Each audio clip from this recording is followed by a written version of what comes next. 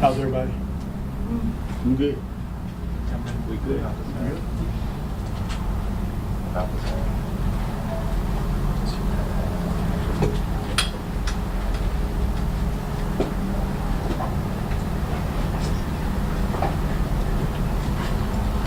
Yeah? Whenever you want to share. Perfect. Do you mind just starting off saying your name, spelling it for us, giving us your title, and then... Absolutely. Sheriff Judd Smith, Sheriff of Barrow County, Georgia. J-U-D-S-M-I-T-H. That's B-A-R-R-O-W, not Bartow County. Hey, Sheriff, when you're speaking, can you maybe address toward the middle? Yes, I will. Thank you. Thanks. And then just walk us through, what happened this morning, what you all know so far, what you're able to share. So, yes, this morning we received a Centegix alert from one of our local elementary schools.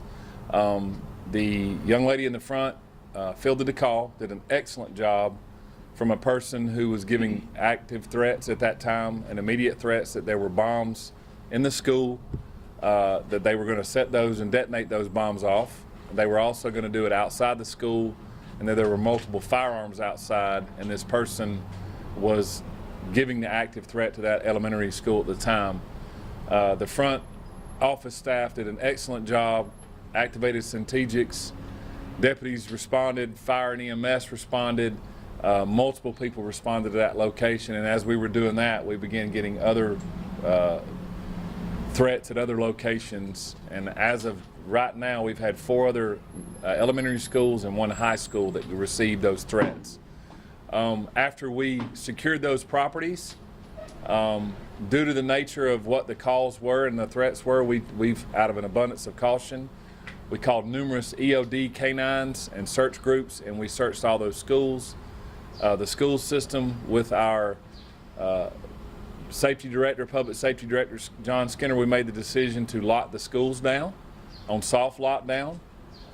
We asked that the parents not come and get their kids at the time of the event until we could search those schools. All of them have been searched at this time, and we did not find a credible threat, but we are still investigating this very silly act, as I would say. One of the schools was Appalachian High School. I spoke to a couple parents who just were absolutely shocked that this was happening again this same school year.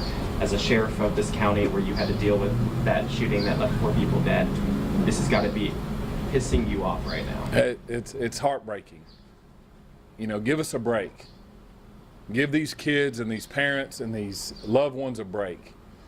Whoever's doing this is a sick individual, and I'm going to throw every resource that I have at it to find out who they are and prosecute them to the fullest. I will tell you that numerous agencies, law enforcement agencies, canines from all across North Georgia have come and helped us today search.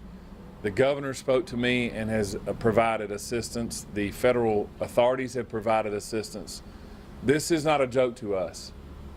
And you're correct. In light of what happened, and we're still healing and will continue to heal from what happened in Appalachia, we find someone who is an ignorant, evil person that decided to play a joke on us today, or what we think is a joke. But we don't take it as a joke, because our kids and our staff and our community mean the world to us, and we're going to protect them at all costs. Sheriff, sorry, we were having an audio issue. Can you reiterate, was it a recorded call that came in, or how did it? No, the phone calls came in from a person. They were quite lengthy. The staff at the schools did an excellent job that fielded the calls and kept them going, and kept talking to them. So we're trying to work with federal authorities, state authorities, and local information of folks to try to link those phones and where they're coming from. But they came from a phone call, and there were some recordings that this person was playing behind them to make it sound like it was real, or some things were going on behind the scenes, if you will. Can you talk a little bit about the challenge, though, because unfortunately, there's all these hoaxes all the time. Some of them come from across the globe. That's correct. How difficult is this for law enforcement? It's very difficult for us, all the resources behind us, the resources that were expended today, but we take it serious. We don't look at it as this is a joke or a hoax.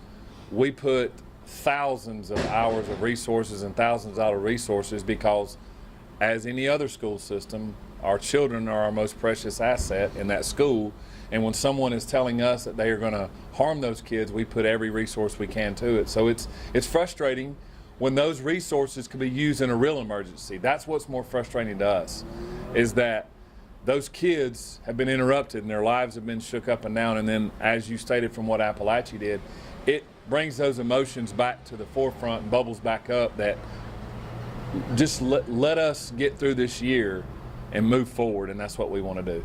It's unfortunate that you guys have had experience with this, but is there anything that you took from September that you could apply today? Obviously, with law enforcement, nothing's ever a joke. The fact that you guys what you went through in September, and then today you have this potential threat.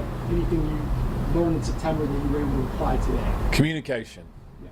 All these men and women behind us and all these people, we all get into a room, we check our egos at the door, and we communicate with each other and figure out what's best for our students, what's best for our community, and that's what we're always going to do. And what we've learned is that no idea is outlandish, no idea is crazy. Put everything on the table and try to figure out what's best for our students in this type situation, and that's what we will continue to do.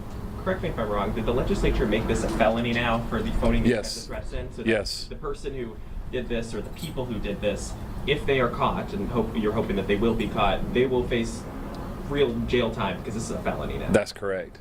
That is correct, and that's our hope, and that's what we're doing now. We have investigators that are actively working with it. As I stated, the state and federal authorities are doing the same thing. We've had, as soon as this happened, they started calling saying, what can we do to help? So that's what you mentioned, the communication that we've started and the networking that we've done with state agencies and local agencies as You well. called them a sick individual. What would if they're watching this right now, what would you say to them? You better hope I don't catch you. What we were standing across the street with the parents who responded. Look, parents don't always get how investigations work. They get Right. frustrated. We want answers. Can you just reiterate to parents that you get the threat, and obviously you're not going to give away trade secrets, but just reiterate to parents what's actually going on, because they get frustrated because they don't understand what you guys are doing. Well, listen, I'm a parent, so I understand. I'm a parent first, long before what my position is. So I understand the frustration of not knowing, but I ask that they be patient and just know that every decision that's ever made in the school system is for the best interest of those kids. Every decision we ever make. Are we going to get it right 100% of the time? No, we're not. We're human and we're flawed. But what we do is to make sure that every child, every staff member in that building is safe, not only inside but outside. And so the frustration, I understand. As a parent myself, I get it. So sometimes they forget that we're parents too, and that we're struggling because we may be at another school and our child is in another school we can't talk to or get talked to. So it's frustrating. This may be a better question for someone from the district. Just curious what the protocol was for the rest of the day. It looked like a lot of kids may have been leaving early. Did you have early release? And then I assume it'll be business as usual on Monday. Parents checked out some students. Oh, sorry. Some parents chose to check out their child, and others, there are still students in their classrooms going about the day, and activities aren't canceled for the rest of the day now that it has been determined to be not credible. They're not canceled, correct? You said they're not canceled. Correct. Activities are resumed. Yeah. Thank you. Do you anticipate any changes next week? Not at this time, no. Sheriff, I know you mentioned they used the Centegix panic system as soon as they got that phone call. Was that, pressing those buttons, or is that what? So they just pressed the button and you guys responded? How did that kind of? The young lady up front that fielded the call, the first call, began hitting the Centegix button, and it immediately brings everybody to us. It lets us know, and so that is the dividends that it has helped us with from September the 4th up until now is immeasurable. They're concerned with, did they do something right or wrong? She did it right. She got us there, and and I explained to her off to the side, your priority is these children, and that was her priority. So I'm proud of her and how she handled that. Has that panic button been used before in a situation like this, or is this the first time since? This is the first time that I recall that it's been used for a bomb threat, if you will, in this type of situation. But we know that it works, obviously, and and what the response is going to be. But these men and women behind me are the ones responding to our EMS, our fire, local law enforcement. They show up, they help us block, and so we expended a lot of resources doing that. But kudos to that system, and kudos to her using it the way it's supposed to be used. But that let you all, be on the way while she was still on the phone. 'Cause That's she pressed that correct. button. That's right. And she kept them on the phone like she's been trained to do, and we're very happy that she did. And so hopefully her actions will help us lead who this person is, and we hope to take them into custody and let the system handle how it will.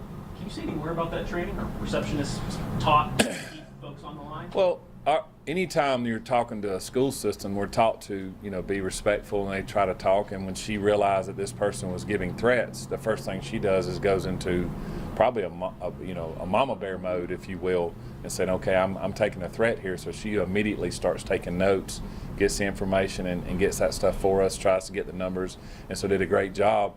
All the while she's taking that, she reaches down and grabs her Centegix alert and alerts that to us, and lets the SRO that's in the building to come and let us know what's going on.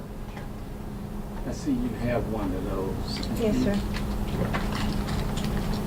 And mine is in a case, so it's really just this When did you guys start implementing this? You had this for a while? last school year. We implemented it last year, but the first day that we tested it happened to be on September the 4th. And then about an hour or two later, we needed it, and it worked quite well. Anything else you want to say? Anything you guys want to add?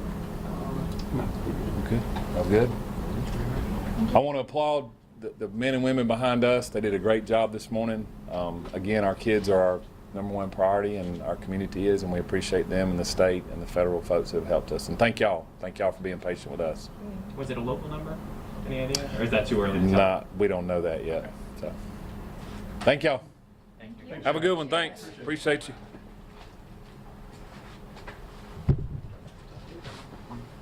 Y'all want water?